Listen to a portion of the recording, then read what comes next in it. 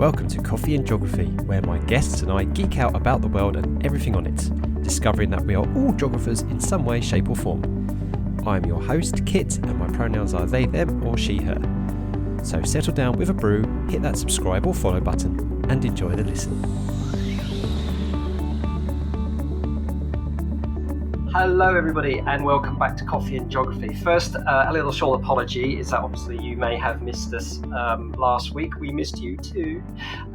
There was no episode last week in respect to a planned guest who was directly impacted by the Turkey-Syria earthquake, and and obviously, of course, with respect to that individual who needs a break and needs some time, it was like absolutely 100%. So my thoughts go out to that person, everybody in her family, her friends, and everybody who's been affected by that terrifying earthquakes in Turkey and northern Syria. And we really hope that the recovery is going as best as possibly can. You get all the help that you need.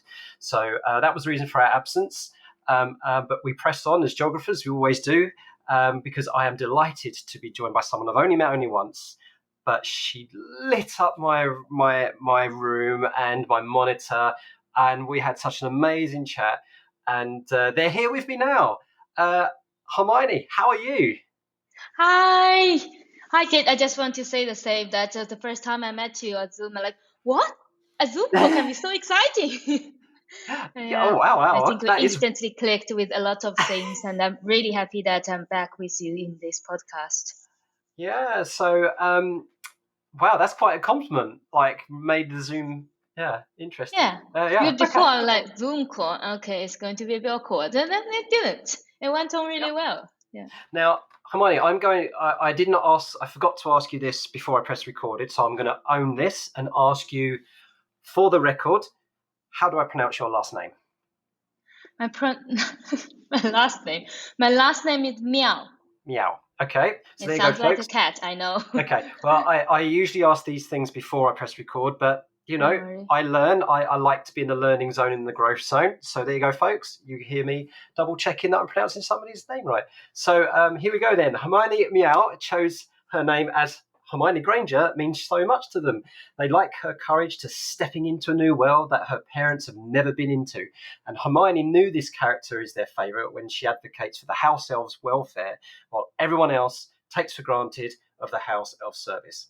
And that is Hermione Miao. She's born in rural China, a first-generation college student, and now doing a PhD in geography education in Bonnie, Scotland. There we are. There's our introduction. Yeah. Yes. I think I also need to explain why I didn't go with my Chinese first name. I wonder here how people choose their first name. It's not you choose it, right? It's someone choosing it for you. Right. And it's usually your parents, I guess. Mm-hmm. They may choose you. They may choose your name after their parents or someone they inspire them. But in China, especially in rural China, the name when you get chosen, it was probably by a fortune teller. Or if it's a big family, it will be with the different generations of the family. They have already decided in this generation, in your first name, you need to have this character. But in my case, it was by the fortune teller. And when I was born, my paternal side, my grandfather, they asked the fortune teller and they said, I like gold in my life. So they choose a Chinese character which have 3 gold in this. That became my name. And my mom didn't even have a say with it. So, I mean, the name itself is quite superstitious, but that has a good meaning that they want me to have gold in my life, which is not the money gold. It's a traditional Chinese element gold, which kind of help you keep in harmony with the world, things like that. But I didn't like the way that when my mom gave birth to me, my mom and my mother's side, they all raised me up. But they didn't had a say when my first name was chosen.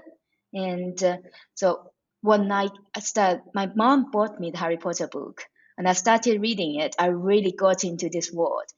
When I was a kid, I really imagined all these things, and I saw this character because I started this before I learned English. So I read the Chinese version, which I saw Hermione had the curly hair, but at that time I didn't know what kind of curly hair is, but people tell I have curly hair, I'm like, okay, that's good. And then it keeps going on. She has a bit of annoying character, but I really liked her courage and her care for the friends. So like, yeah. And when the moment came, when I see that she noticed something that no one else in the magical world noticed, I think that's my character, and I'm going to choose my own name. That's a lovely story. Wow, that's Yeah. so fascinating.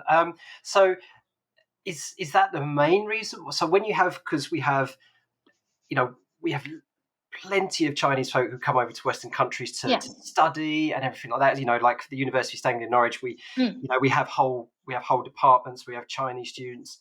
Yeah. I lodged with a Chinese friend, and he decided on the Western name Roy.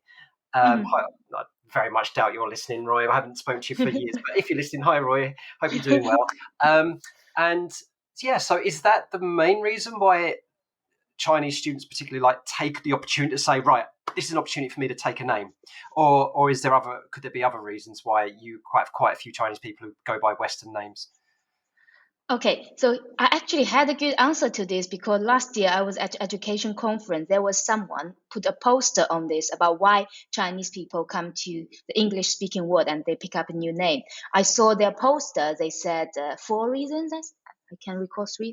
So one of the reasons is they actually have an English name when they were growing up. So when they started to learn English, their English teacher picked English name for them. Now the kids in the urban areas, they may start to learn English really early on, even before they go to kindergarten. So they Wow, had the English name when they were growing up, wow, because so many urban middle class want to have their kids in a bilingual environment. okay, So they yeah, started growing very young having this. Like I can recall some when I was watching some Chinese TV show, some the kind of like child actors or these kind of like TV show, these what do you call celebrity? They hey, have their kids in English name and they refer to their kids in English name.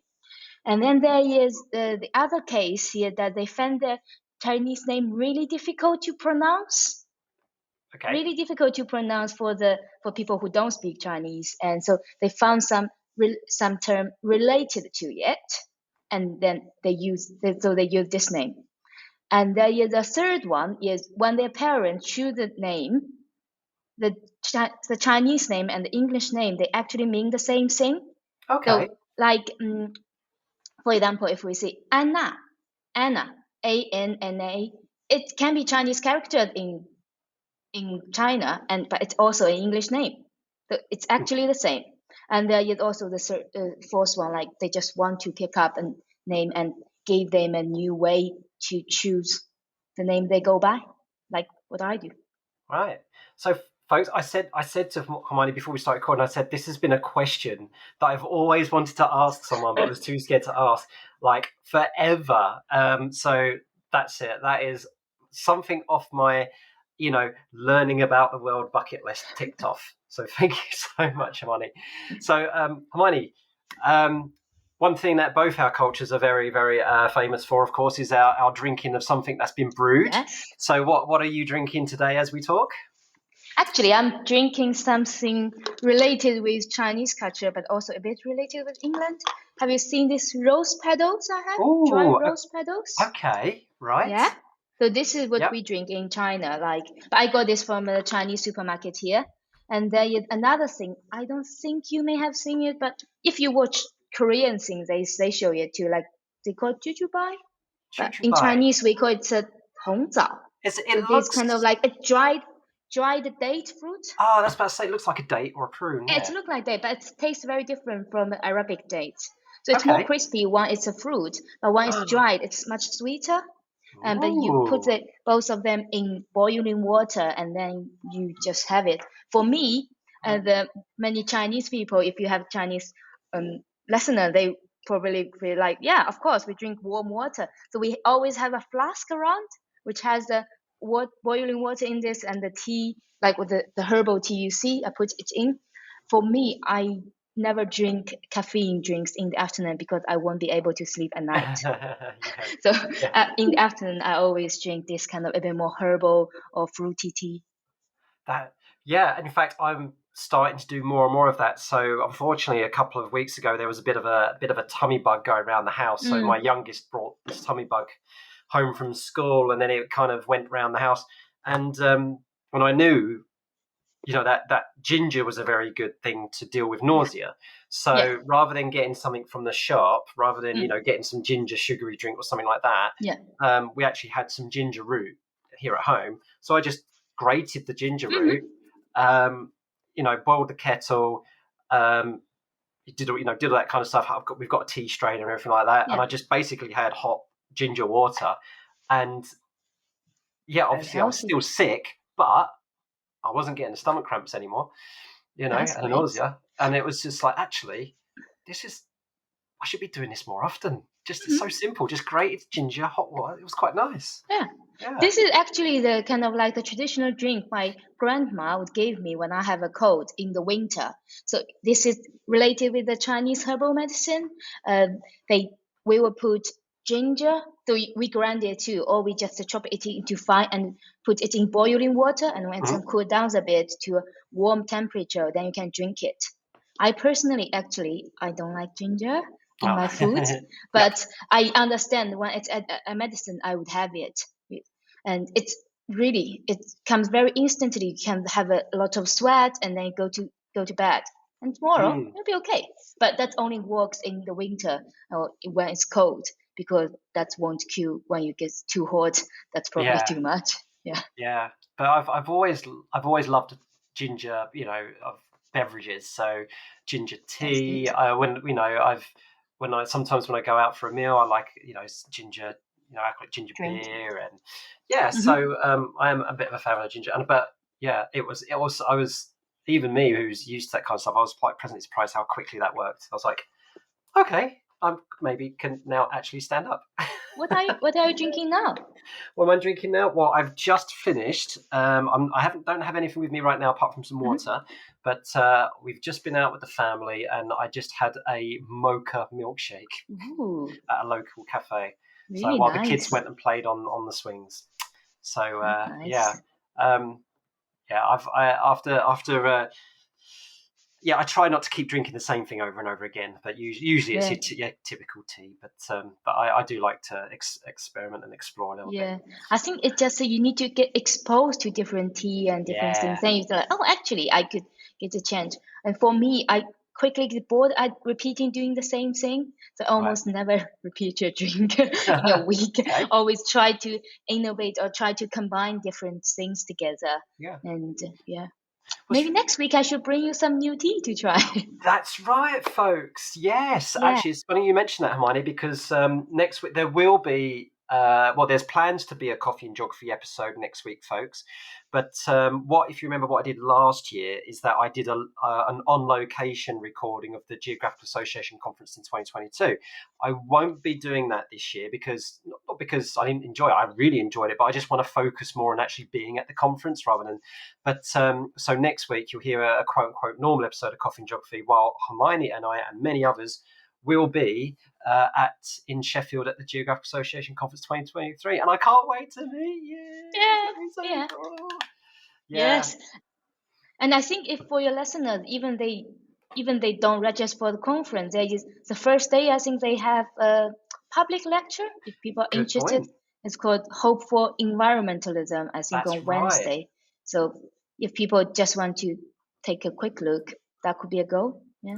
I tell you what, Hermione, you're actually onto something here because what I'm planning to do, we're actually recording this on the day that I'm intending to release this. So it's actually Friday the 7th of April, and I'm hoping that this will go out tomorrow morning for you, and hopefully that you're all listening on the morning of the 8th. So while we're on the topic, let's just bring up the program. So have you managed to have a look at the program? Is there anything that's really caught your eye that you're really looking forward to next week? I haven't looked all of this, but I have checked the first day. I'm really interested in the forest walk. Okay, I want to go. They have a forest field trip. That's something I really want to go. And of course, I want to go to your critical sessions. And with all this, I want to have a focus with this time if I'm going to with the decolonizing the curriculum and with the feminist perspective. These are the ones I want to go. But because I'm at the end of my PhD, I'm also actually busy doing write-up, so I won't attend all the sessions. Right. But I Yeah. do want to go to a few that kind of like catch my eye. But for now, I have only looked at the first day. Yeah. So what we've got on the first day, folks. So Thursday, and as Hermione correctly said, some of these will be available for you if you're not a Geographic Association member or you're not going to the conference. You still will be able to access this. So, for example, on the first day, you've got the introduction talk from the president, the current GA president, Alistair Owens, at 12 o'clock, and that will be broadcast live through the GA's YouTube channel. So you can have a look at that. And then, as you said, you're going to be going on that fieldwork, the forest fieldwork, using local woodlands for geographical inquiries. So that's 2 till 3. And then we've got like lots of networking and meetups. It's going to be really, really good. The other thing that will also be live and public will be on the Friday morning at 9 will be usually the presidential lecture. That's not at 9 o'clock, but usually that's public and ready to go. I forgot what time that is. Presidential at 10 past 10. And the other thing that's also broadcast publicly and live is the Teach Me in the evening at 6 o'clock on Friday, folks. So I'll do my very, very best to get all of this in the show notes for you if you're worried about trying to search for it, or I'll try my best to get that in there. But at the very least, I'll put in the show notes the link to the Geographical Association conference website, so you can, even if you're not going, you're not signed up, you can still benefit from those. And with regards to the Decolonising Geography stuff, once again, what we've done, folks, the Decolonising Geography group, is that we've looked at the program, we've looked at sessions that the group as a whole, with all our intersectional identities, feel are probably the most progressive in terms of decolonising geography and decolonising the curriculum. And that should be on the GA website, that thing to download, along with a log that you can keep about all your learnings, so you could, for your learning and your growth. And we'll also stick it on the Decolonising Geography website, which is decolonisegeography.com. Yeah, I wasn't expecting to do a little promo, but there we go. That was your initiative there, Hermione. Thank you very much. Yeah. Cool. Right. I want to now talk about how you ended up in Scotland. So you're in Stirling. Yes. Yeah. So tell us. So I've only been to the southern part of Scotland. I've not had the privilege yet of going much further north than Edinburgh. So tell us a little bit about Stirling, and perhaps then maybe go on to kind of how it compares with where you grew up in China, because I love to always ask that. It seems on paper on a map that these two places couldn't be more different, but I'm wondering if you've ever come across anything that's very similar between where you're from and Stirling. Yeah, there are. It's quite interesting. So for me, I used to live in London for nearly 4 years before I came up to Stirling. And Stirling, if you can imagine a map when you are listening to this, you know where Edinburgh is, you know the other side would be Glasgow. And if you break up a triangle, Stirling is the up triangle of this. And that's why we always call Stirling as the heart of Scotland. And that's where the Highlands start from, Stirling. And Stirling is quite a small city compared to the other two. I think, how many people do you have? I couldn't remember much, but it's a very small city. I was so surprised. But so when I say what is similar to my area, is actually they're both very kind of have this really nice nature environment and have a little bit hilly, like my area back in China. Yes, if anyone knows about the Lake Tai near the Jiangsu province next to Shanghai, that's where we have a third biggest freshwater lake in China.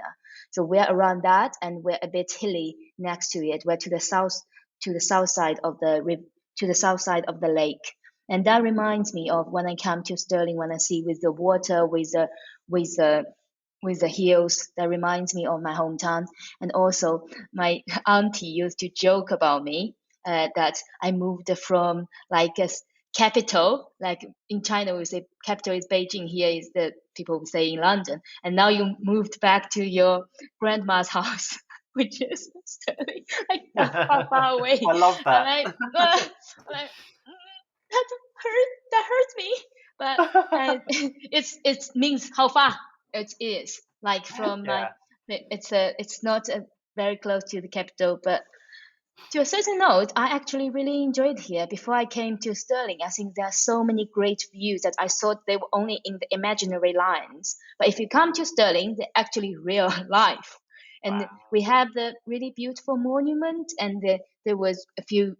We have really good nights, and then you see the moon rise over the monument, and then you see the big moon. I'm like, what? That's real? Wow. It's real Wow. in Stirling. And we're surrounded by these highlands. You'll see these kind of like peaks around, like, wow. And with all these beautiful colors. So I really like the nature here. And also the university here is very different from the previous university I had in London. And we're surrounded by lochs, known as lakes, and castles. So it's really beautiful area to visit. And now you go to Reading to visit us. Yes, yeah, I know. I've got. In fact, I need to do a bit of a Scotland tour really, because I've had an invite from Akiko Tomitaka, who's also in Scotland Mm-hmm. and not too far away from yourself. And Mm-hmm. she's like, you got to come visit me, and we're going to do some yoga on her balcony. Mm-hmm. That was a promise I made. And then yeah, and then I could come up to Stirling and then go and see my friend. My best friends Clive and Lee and their kids in Pennycook, just outside of it. Yeah, I got to get this done. I got to get this done. I got to get this done. And There's no I think excuse. it's just really beautiful. I think in Scotland around this, Hmm. either you come in summer or in autumn. Summer might be a bit too busy, and there are midgets around. So I don't know if midgets. So these kind of small bugs in the Yeah. highlands, which is not a pleasant kind of travel company. So probably autumn has the most magical color, that I would say. Okay, so question one. So this is so funny because I was around a friend's house yesterday who went to like a she described it as a hippie music festival Mm-hmm. in someone's farmland, like in the Highlands in Scotland, right? And she Wow. said basically it was someone who owned this land and was like just had like have fun and stuff like that. And she said that the midges were there were so many midges, they were so bad, it was like a black mist, a fog, like. Could it get that bad? But Now it just, well, whenever they went now, it I must assume it be was in summer, right? yeah, Because middle now of summer, yeah, they're not here yet. yeah. And in midsummer it was really bad, because at that time I had a friend. I think I told you before. I have a friend visiting me, and she we went for a hike to one of the Ben. We went for Ben Lomond, and there was the time that she went up and midgets all cover her, and when she come back with all these red dots, so it was terrible. But there is a way to avoid the midgets coming close to you. Thanks to technology and science, you have this spray. If you spray it around, it won't come close to you. So these are these Mm. kind of like chemical ways to. So if anyone want to travel to Scotland in summer, definitely get the midget spray. Yeah, no, You don't be put don't want off. to go back with a lot of dots, kind of red dots, and it Yeah, does don't be not put off, sound fun. folks. Don't be put off. Yeah, and all fairness, I do have some kind of experience of this, bearing it in mind that my wife and her family are from Minnesota, and Mm-hmm. and they jokingly say in Minnesota that the mosquito is the national state bird. You know, so of course we know it's not a Oh bird, no. folks, but but that's the joke they make, and yeah, and also it depends on the kind of blood type that you have, apparently. Because like some people Oh. can walk through like a cloud of midges or a cloud of mosquitoes and Uh-huh. they won't get touched. And that some other What? person will go through a cloud of midges or mosquitoes and they will get bitten left, right, and centre Uh-huh. because apparently their blood is just yummy, yummy, yummy. More so, apparently it's true. I don't know the full chemical details of it or why that's the Yeah. case, but that's what I've heard, and I do know that some Yeah. people get bitten more than others. Yeah. It's so Definitely. funny. I didn't know much about these biological things, but Yeah. for mosquitoes, like where I was growing up, because it's a rural area and it's a bit south, yeah, we're south to the Yangtze River, so we did get a lot of mosquitoes in summer. And my Mm. grandma, like I mentioned, my maternal side, my grandma, they have a small kind of like it's not a river, but a small kind of like channel, a little bit water flowing next to their house. That's where mosquitoes grow up in the summer. Yeah.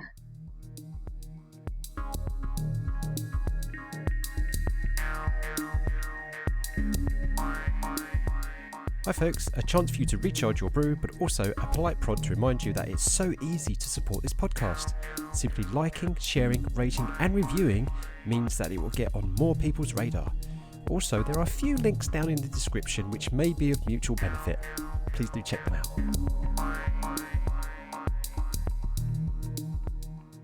I was thinking back actually to a conversation I had back in season 1 with Candice Lloyd, who's a member of the Métis community in Canada.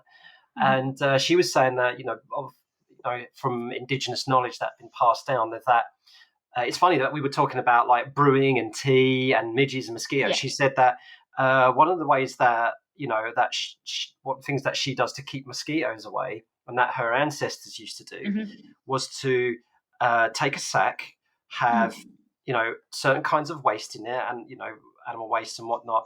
And then it becomes almost like a tea bag. And then you put that in like a barrel of rainwater. So it brews, quote unquote, brews. And not only does it become a mild fertilizer for the plants that you're growing, but it also is a mosquito repellent. So she says that the mosquitoes hate that stuff. And they don't go near you. So she says you don't. I'm guessing. I didn't ask her, but I'm guessing you don't slather it over related yourself. With the plant. Yeah. But we do have this similar kind of things, but I don't know the name in English. Also, there are these kind of plants that if you put around, there won't be so many mosquitoes coming to your house. And there are these kind of like juice you put around and like not fruit juice, but these kind of like herbal things that you put on, and the mosquitoes won't get closer to you because they hate this smell. Well, there you go, folks. There is and this is why I we were talking about herbal teas and Chinese medicine and stuff like that. You don't be quick to dismiss this. Of course you're going to have nefarious people who want to try and make money from this, where there is no backing, but there are plenty of stuff, indigenous medicines, herbal medicines, Chinese medicines, which through history and indigenous knowledge, they work for a reason, because that's when we used to work with nature, to survive in nature. So and of course we've just become so disconnected with nature. We if it doesn't come in a spray bottle or a little pill, we don't trust it. So so bizarre, isn't it? How we've evolved as a species. I still remember, especially when you talk about pills. I remember when I was in London, they were in British Museum welcome collection. I couldn't remember, but they have all these pills and talk about that's human being's life. That's how many pills you take throughout your life. I was quite surprised. Yeah. I still remember that kind of like exhibition. That's how we have been kind of designed to have all these chemical made this kind of medicine, instead of like the way when we were growing up, we didn't have so much like processed food. I grew up in rural areas, so my grandma, so I grew up with my maternal grandma, and they have vegetable gardens, and they keep hens and ducks at the backyard, and that's how I was growing up. And I go to the city for school and for university. At first, I couldn't quickly blend in because it was so different. And I came here. It's again, we have this culture shock. Yeah. Oh, this is just so fascinating. Yeah, and I remember growing up. I grew up in a very working class family. We lived in a new town, which was built from scratch, and it was very. It looked modern. I mean, it's not modern by today's standards, but at the time it was very modern. It was built for the car and stuff like that. But my parents were still of this old attitude. It's like, go out, rummage around in the mud, go fall over, cut yourself, get dirty, all that kind of stuff. That's how you build your immune system and all this kind of stuff. Yeah. So that's what it's like. And my granddad on my dad's side, who was from the East End of London, used to fast once a week. Because it's like, hey, this is a way of cleansing the body. Don't eat anything for 24 hours, and water only, and that kind of staunch stuff. And then you were saying about the peels. Looking at in the British Museum, I would hate to see what mine is, because on some days I would take, I'm going to be starting on some even more medication soon, but at the moment there are some days where I take like 4 pills. So I understand. It's sometimes as how the medicine, technology, and science grows. That's probably the way we keep people healthy. It's just that sometimes I think it's also good if there is a food supplement instead of like taking medicine. that might be a good way if it helps. But I understand we definitely appreciate what scientists have done for Totally agree. making our healthier and extending the life. That's a great thing. And yesterday we were having so our faculty, we did something called PGR cohort meeting, and we had one of the attendees had a long COVID, and I feel really sad because there have been no kind of like treatment, no these kind of pills. So I wouldn't say I'm against or taking all the pills. I'm just saying like sometimes like if there's more something can be more nature healing, can be come from the food, we can just pick up or collect. That would be a really nice thing, and that's some knowledge that I hope in the future they can be appreciated a bit more. And I've talked myself in my work and with many people in this podcast about, you know, how it is our disconnect from nature, which is what's driving, you know, we've had this, as you're right, because technology and health is medicine has really come on, and it's what's really boosted life expectancy, you know, decreased infant mortality and things like that, and that's been absolutely amazing. But that's not sustainable. We can't keep living into 120s, 130s, into this sci-fi fantasy that we're living to 200 years of age, things like that, because of our disconnect to nature. You know, if we do want to have this continually progressive, not necessarily a long life, but a healthy life, I would rather live 80 healthy years than 120 where maybe 50 of them were healthy and the rest of them I was just getting by, you know. And that's because of our disconnect to nature, because, you know, nature, well, where do all these things come from? We're talking on a laptop, on all these electronics, silicon. I know I've got my desk and lights, electron. Well, what I always say to folks is, well, where did it come from originally? Before we processed it and manufactured it, what was it before then? What was it before then? What was it before then? Where did that come from? Where did that come from? And then it takes us a long, long while now to reconnect to nature. And you say, well, where do potatoes come from? The supermarket? No. Where do potatoes come from? Okay, they come from the farm. Right. Okay. Now, what conditions do you need potatoes grow with? So naturally, the potatoes wouldn't usually be grown in that place that you're getting them from, but because of using artificial food. So we're so disconnected. But that's what's great about geography, the subject that we're in. I was just about to say, like, because geography actually brings the nature and the human side, and even sometimes I think now gradually also cover about the post-human side with the non-human bits, all this all together into a way for us to understand the world more holistically. And I think this is what geography actually can contribute, because when you were talking about potatoes, I recently saw a primary kid at their kind of balcony. They chop I think it's probably their project. They have to chop the potato and let it grow in the water and then plant it. So this is probably some of their school project. But this is kind of a way we can at least let kids gradually know, oh, actually, these things are not growing in supermarkets. We can see how it grows, how it's like that. And 2 weeks ago, we went to plant a few flower seeds on campus. We have a garden called Garden of Time, and we plant flowers that's good for the pollinators, especially for the bees, so that we see how it grows. I think this is the kind of the thing that we can start doing, and like planting flower seeds around the garden or anywhere. So that could be this kind of thing, that small things we can do, and it could be quite interdisciplinary, but also something related to geography, because we need to think about what about our climate, what could be the best kind of like plants we can grow, and what's the season for growing it, all these things. I think it just the nature and the culture, for me, they're never kind of like completely separate or go to two extremes. They have to develop together, and then like I would say it's kind of like they're always intertwined, because we can't just take ourselves out of this. We have to take our kind of agency, human agency, into the way to make the system work and try to interpret it and see if we can make a little bit changes towards a more sustainable future.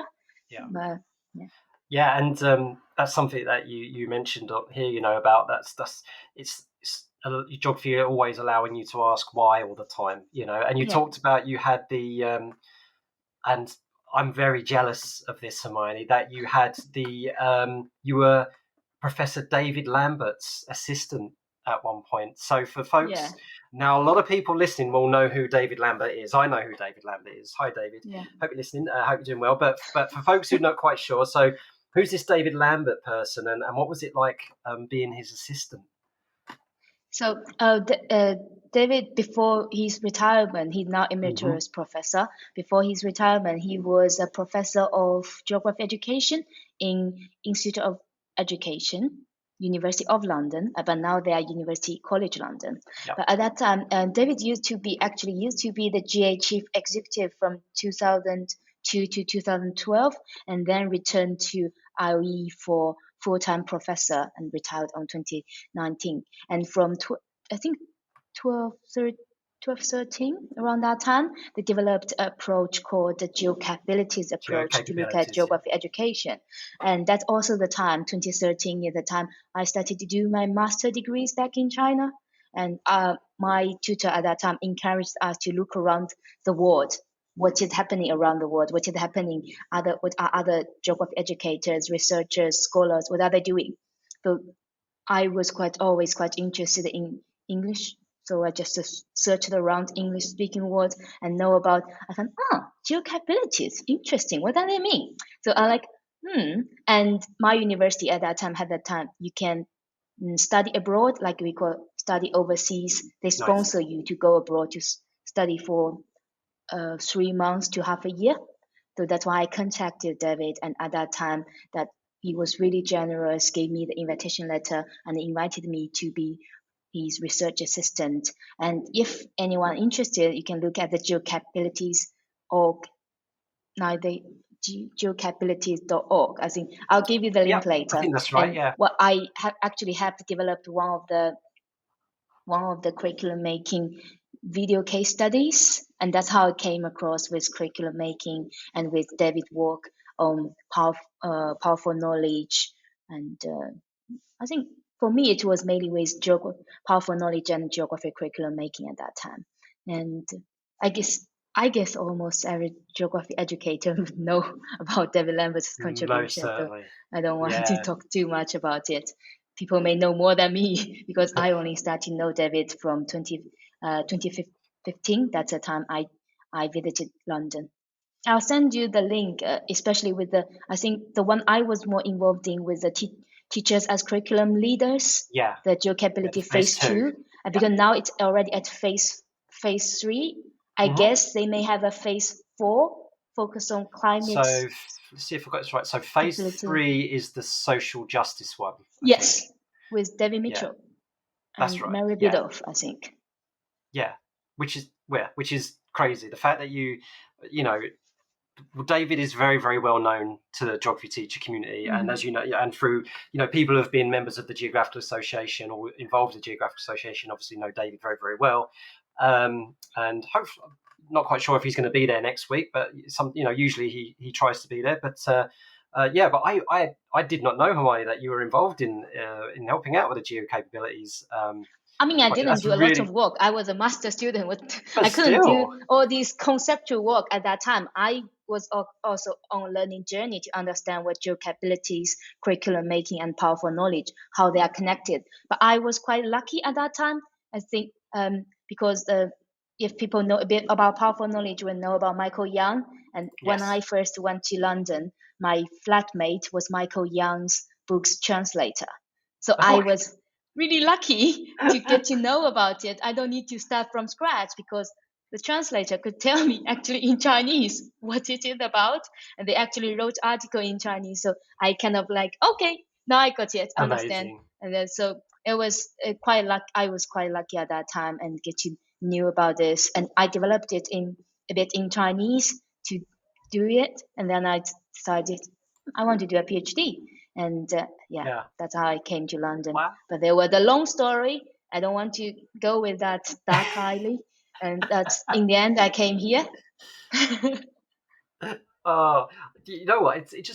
But doesn't geography just open up so many opportunities though? I mean, some people will look at you and say, wow, you were so lucky, you were so fortunate. Other people look at it and say, well, no, you're getting yourself with the love of geography and the world and the traveling is what inspired you to do these things. So then the luck came to you. Did you have a lot of red envelopes by any chance? So I think one of the things at that time why I said my university kind of like in China could sponsor me to study abroad. Yeah. But if I didn't have an IELTS score at that time, so it's for international students who are not growing up as having English as their first language. You need to take the exam and you have a good score and you can communicate with them. Then they will give you a chance. For me, because English was always my favorite subject at school, I actually applied to be an English major when I was in university, but didn't get in. I put history too, didn't get in. I put geography, the third choice. I got me in, and I didn't want to leave. So but I mean, the history and English still becomes my hobby, something I'm always intrigued by, and that's how I have prepared myself, ready to take the kind of like the journey abroad. There are many people, I'd say, they may be even better than me in Chinese with all this geographical knowledge and skills, but they can't express themselves that well like me in English. I may be not as well as the native speakers, but much better than the people who can't speak English very well. So I always think myself could be use my luck and use my abilities to be a translator, to be a bridge, to help people from different two cultures. If they can't speak each other's language, I can do something. So I actually signed myself up to be an interpreter, the Chinese English interpreter, when I was an undergraduate.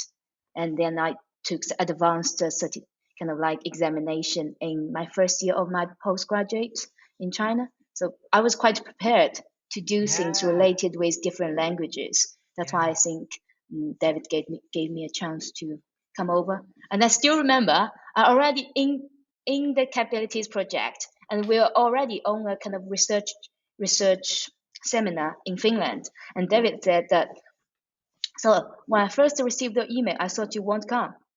Because there probably have been a lot of people say they can come, and there's a lot of things stopped you. And because I was very like, I want to do it. Like this time when I had to do the RGS session, it's like, I want to do it. I keep finding ways to make it work, and in the end, it worked.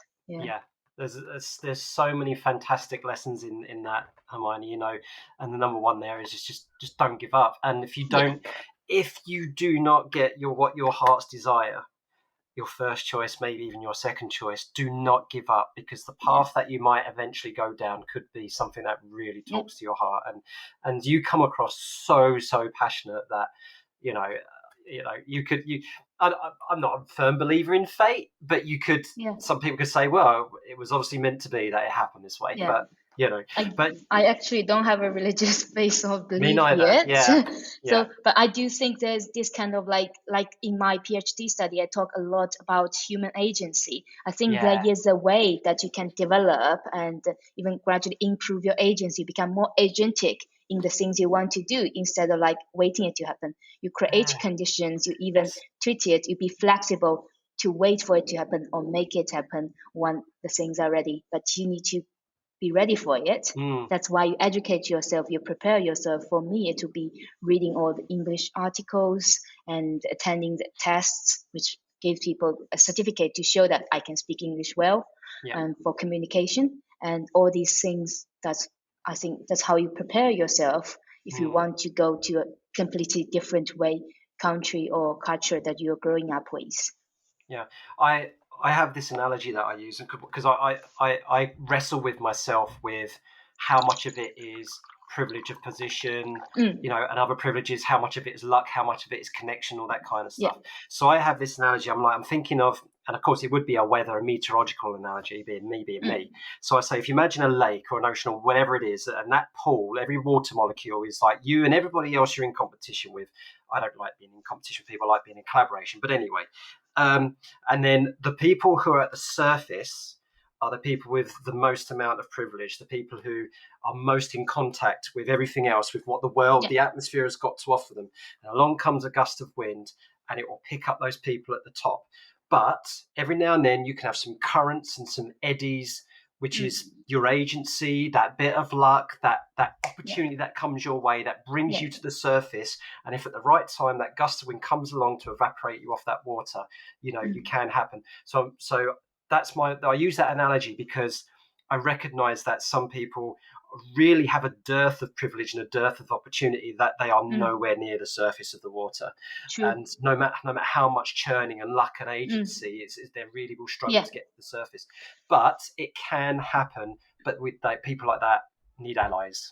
They need people who will lift them up towards the surface. So that's what I'm actually going to say. I think if I couldn't make it, if my tutor back in China didn't supported me, right, yeah, and the university didn't support me, and at that time, if my mom and my auntie, so both from my maternal side, they didn't support me financially, I would not able to do this.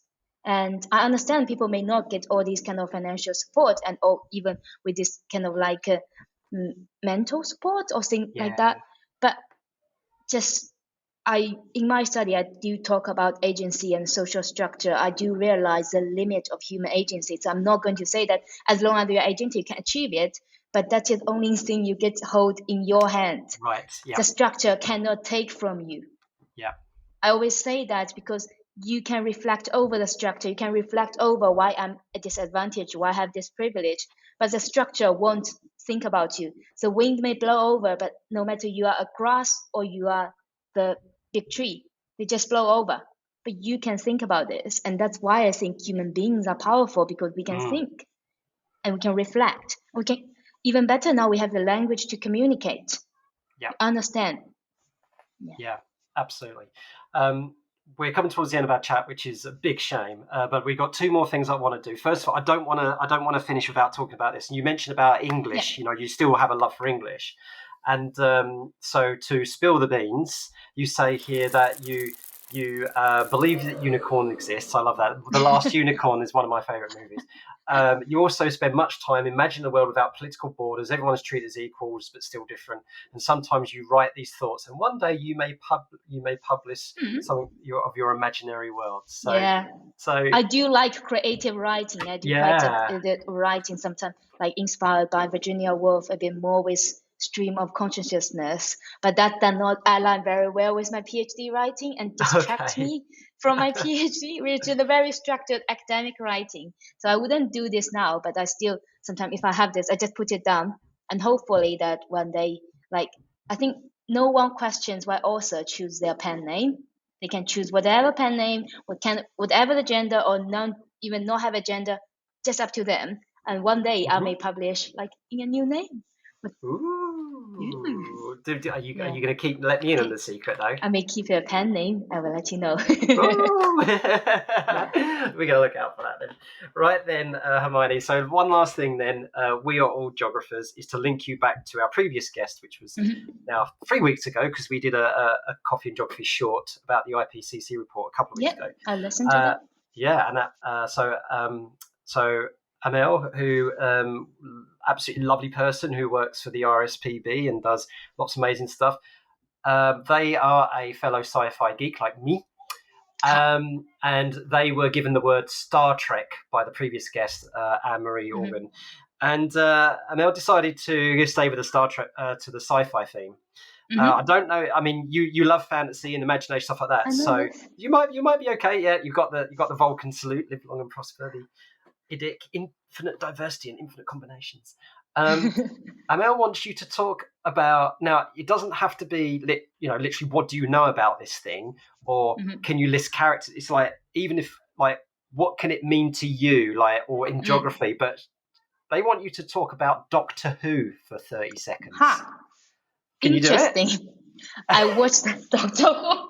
I even watched but the season I watched was last season. So they probably have a new one now. I watched the recent one with the female doctor, right? Yeah, I watched that. Okay, in how is Doctor Who connected with geography? I remember there was one episode related with Vincent van Gogh and how they connected with the painting and with the story behind the drawing. And that's how I think reminds me of this travel. They traveling to different places, and in the end, how Van Gogh drew this painting and it goes to the museum and how they interpreted it. I think that's what makes it connected with geography from different location, from different space and time, and even with the outer space. So there you go. Just goes to show you can link anything to geography, including sci-fi, and link sci-fi to geography. Wow. Okay, so now it's time for you, Hermione, for you to come up with a word for our next guest to try and link to geography. So what do you think you're going to go for? What should I go for? Should I go for easy one or difficult one though? Why don't we connect with the magic and see how they are going to connect with? We'll do magic. Right, magic it is for next week. Okay, Hermione, so last thing then is for you to give a shout out to anyone you like and to let us know how people can find you on social media. I can't think of specific people, but there are so many people I'm grateful, and I don't know, I'm really grateful for David Mitchell and how the professionally and personally that he has supported me through the difficult journey. And also you can find me on Twitter at Hermione Miao, which I put with my English name and my Chinese surname. And yeah, excellent. Brilliant. Okay, well, Hermione, it's been an absolute pleasure talking to you this evening, and I really can't wait to actually see you in person next week at the Geographical Association conference. It's going to be so great. But yeah, until then, thank you very much. Thank you.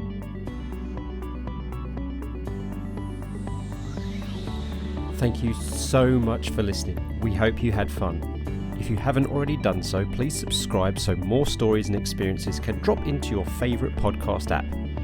If you fancy being a guest or have any feedback, follow us on Twitter at coffeegeogpod and send us a DM. Or you could email coffeeandgeog@geogramblings.com. Until next time, keep geogging.